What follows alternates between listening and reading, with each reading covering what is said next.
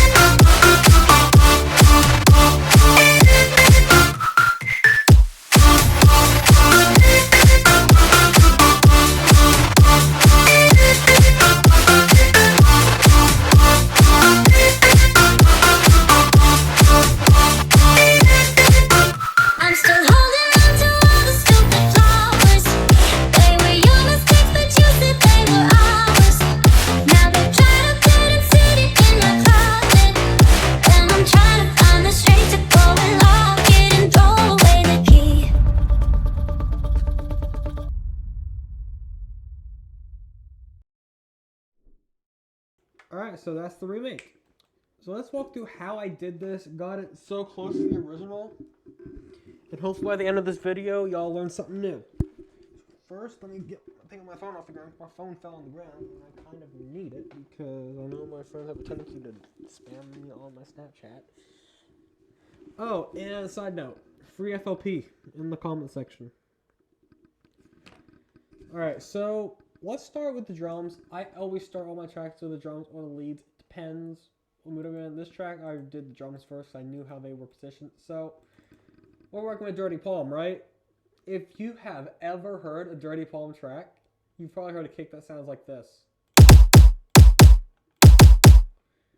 And then you've heard the collapse that sounds like this.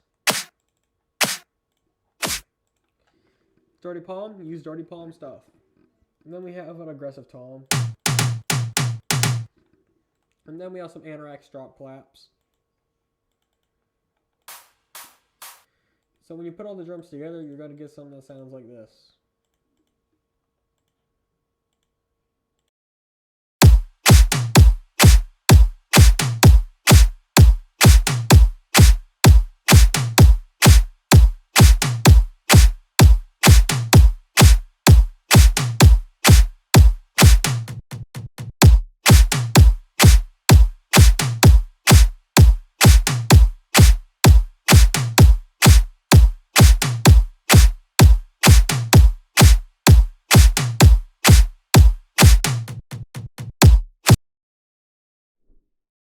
Alright, so that's drums.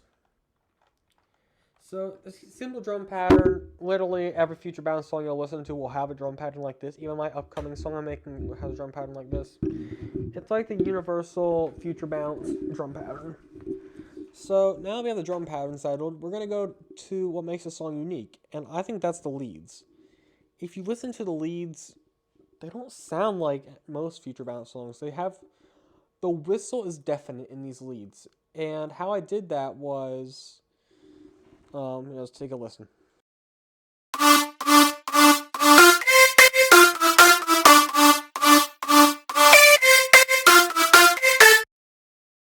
So, I want to show you something too. Take out the slide notes and watch how this transforms the lead from what it was. Watch this. It sounds more boring and not like the original.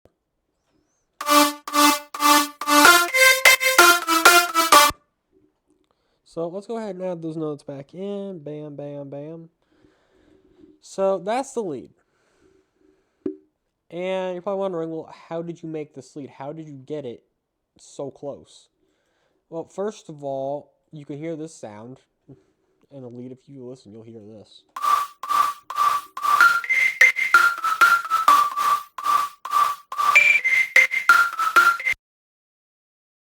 Next sound we got.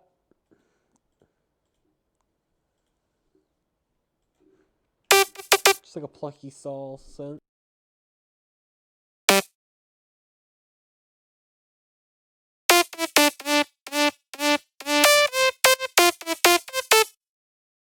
For the next layer, we have the classic DP lead.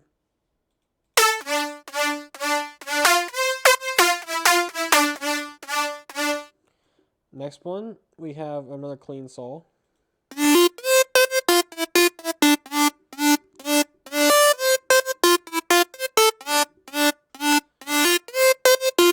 sound.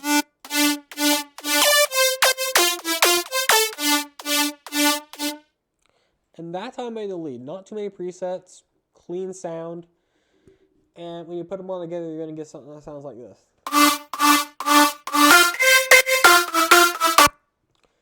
Now the effects. If I take all these effects off, oh my god, listen to this lead. If I take every single effect I have in here off.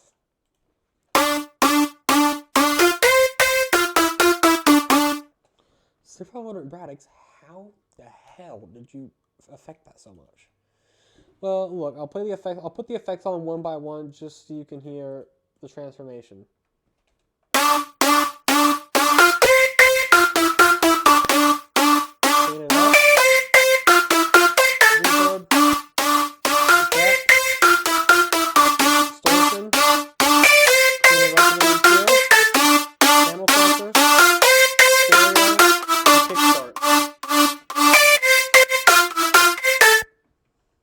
Now for the second, number 6,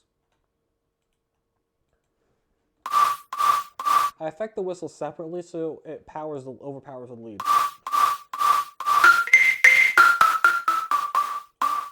We're going to go from this. So we have kickstart, depth, distortion, more distortion, and a stereo. So all I'm doing is just distorting it ridiculously. And I forgot to show you the EQs on these leads. All we're doing is just bringing up the mids, lows, and then the high. Put the high pass on one, bring up the mid frequencies, and then the highs. I have them close together. So that's how I affect leads. It's pretty simple. I have it in here just to turn the drop down a little bit so it messes with the audio. So now for the second part, what we're going to do is we're going to go for the bass. Now the bass, I love it. It's awesome. So here's what the bass sounds like.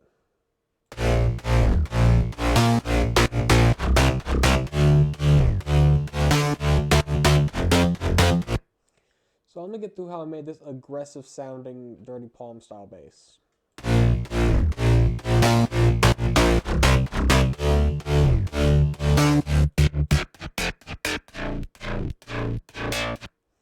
So first preset we got aggressive high end.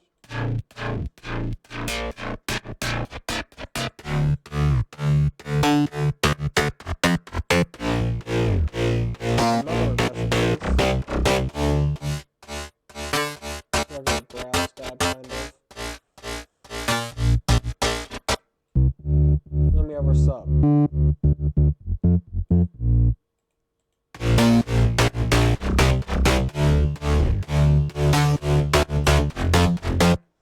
Now the reason I added these slide notes here is because I was listening to Flowers earlier and I could hear a faint slide, so I added that in. And for the effects, it's very simple, nothing too much at all. Without the effects, you get this.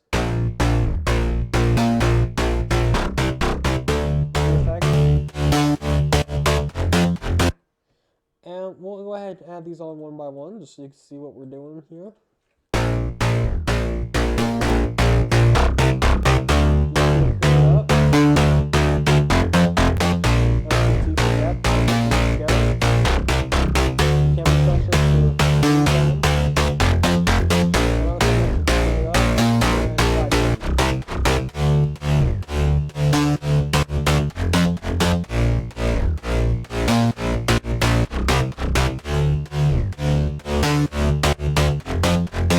And the reason I have it so low is because I don't want it to overpower the lead too much, because I don't hear the bass that much in the original.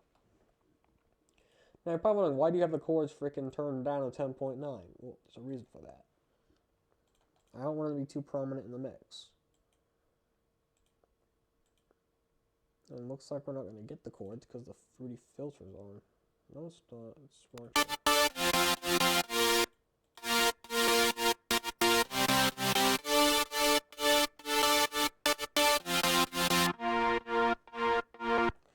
Now you're probably wondering, why do you have the fruity filter on? We'll get to that later. But for now, I want to show you the effects.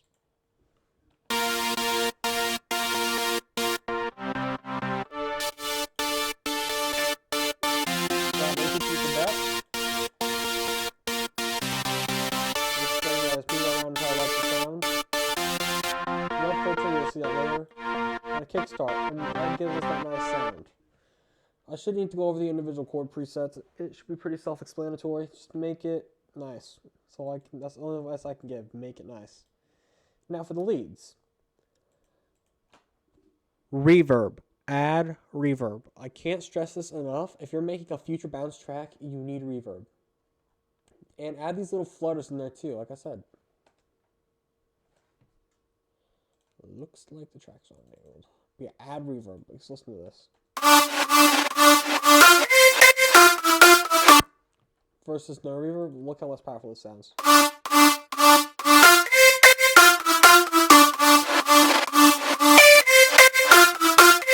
It's a way to make a track sound more full, more exciting, more powerful, hard-hitting. Awesome.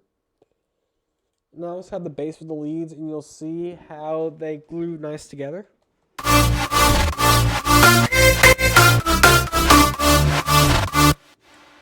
Sounds nice, right?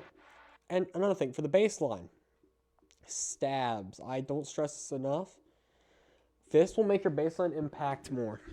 You need stabs. Listen to this.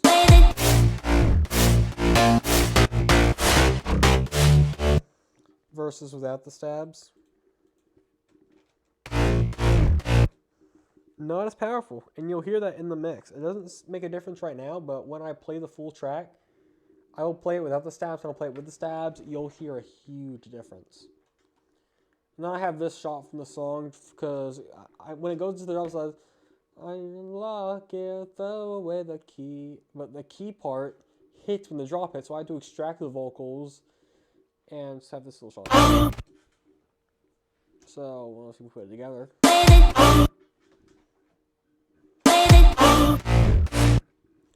Simple. Alright, I think I've covered everything except the chords. So for the chords, like I said, Fruity Love Filter. Put it on. What it does, every Illumi style track I hear, and I'll say this in every tutorial until you get it, the chords are filtered.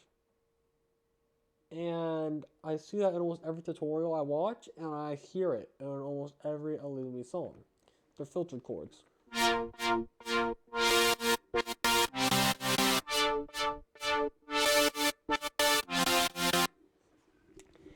And yeah, let's put all the instruments together just so you can hear how this will sound. And then we'll play a full drop without the brass stabs.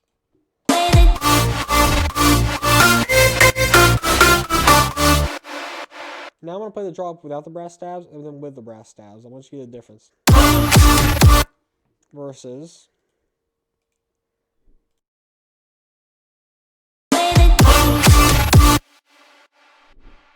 You hear how much harder that hit? Because those brass stabs are doing the heavy lifting there. And you're probably thinking, oh my god, what is this guy talking about? Just know, I know what I'm talking about. I will do another 2-hour masterclass soon. I don't have time today, but tomorrow I will record another 2-hour masterclass probably. Yeah, so let's put the final result one more time, and then I will catch y'all in the next one. There'll be a free FLP in the comments below. Tell me what song you want me to cover next, and yeah, without further ado, here's the final result.